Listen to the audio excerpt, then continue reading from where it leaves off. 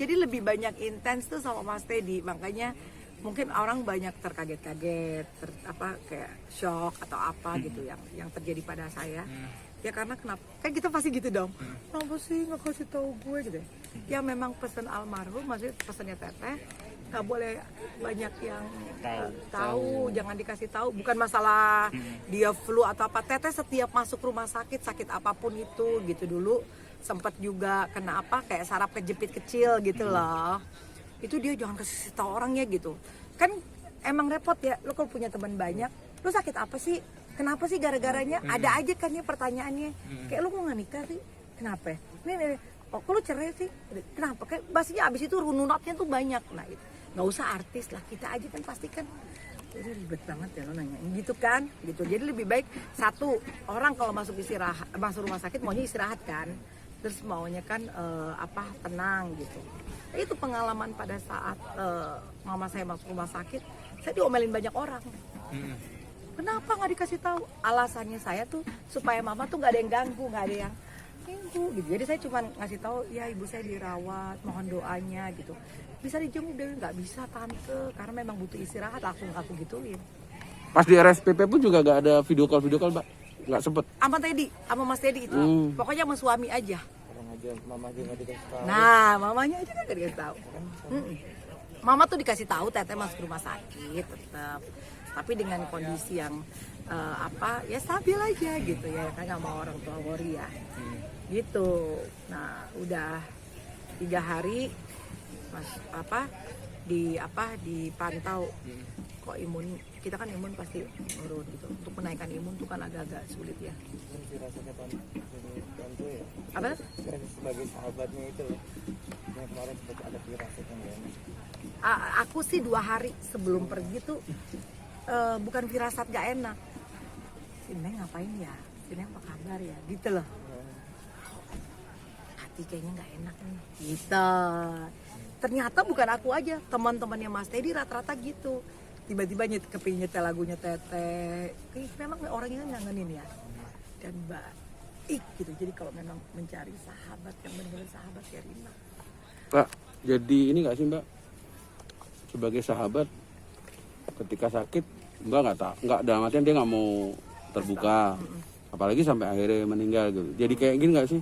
Kok gue jadi nyesel sih nggak bisa dampingin lo itu istilahnya ya. Mungkin ini karena COVID sih ya.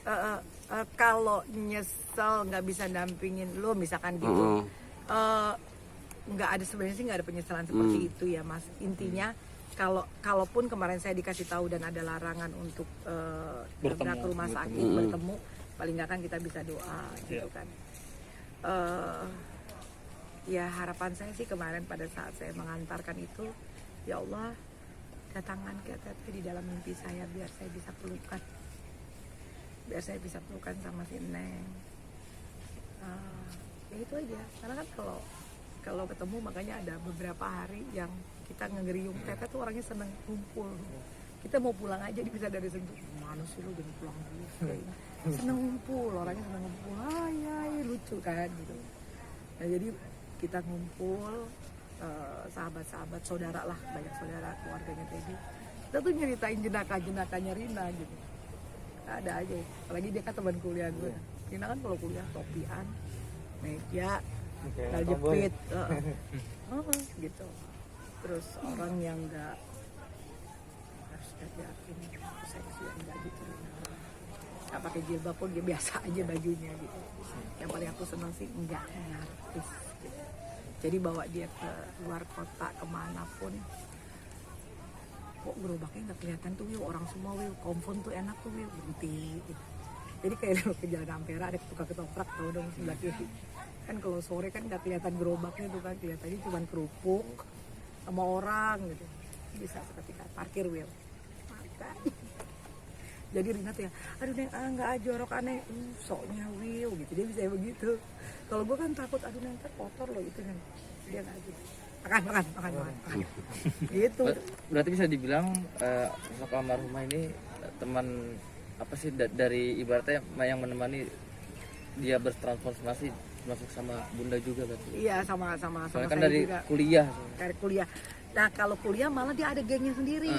Kebetulan saya kan juga makeup. Jadi banyak dikasih job sama Rina. Ini ada makeup pengantin nih, makeup pengantin. Ini ada makeup ini Will, emak pengantin, ibunya pengantin. Makeup, gitu. Nah jadi Rina ada gengnya, saya ada gengnya. Nah saya dulu bukan jual parfum asli ya. Jadi karena saya fotografer, saya foto-fotoin semua minyak wangi. Saya lari nih ke Rina, mana teman-teman gue lagi yang artis di Pancasila. Kamu mau beli minyak wangi nggak? Nah Rina tuh beli minyak wangi belanja. Oke deh, nih, saya 5 botol ya, saya gue bawain gitu. 5 botol ya, udah beli gitu. Jadi latah sama-sama latah, kita semuanya latah. Rina kan akhirnya sembuh kan latahnya kan. Semua latah satu geng tuh. Latah kayak gitu-gitu deh. Nah, transformasi karirnya Rina sebenarnya lebih banyak ke Tegi yang tahu. Jadi peralihan antara Tegi kan bukan manajernya Rina. Nah, sama Tegi. Habis itu ada Mbak Pipit. Nah, terus itu gitu deh. bukan, ada Mbak Pipit dulu. Nah, dulu terus Rina akhirnya kita buka wedding organizer kan. Yang Rina pegang Eko Patrio dulu. Terus ada buka juga production house. Kita dulu banyak program-program TV kita dulu sama Tora Sudiro, Rooming. Nah itu programnya Rina tuh 19 HN. Akhirnya Egi pegang PH, aku pegang Tegi sama Rina. Gitu sampai akhirnya gabung di WO. Nah itu dia semenjak WO dia nggak ada manajer, dia ada tim kantor yang udah langsung ngatur kalau dia mau wawancara kemana gitu kan. Sama Evi, bisa sama Sesa, bisa langsung sama Rina sendiri. Kalau aku kemarin barengan sama Rina terakhir itu adalah grup sehatnya. Jadi kalau di YouTube ada episode 2 tuh juga gue masuk yang kita masak. Masak apa ya Will? Gitu. Turn it up. Let's go.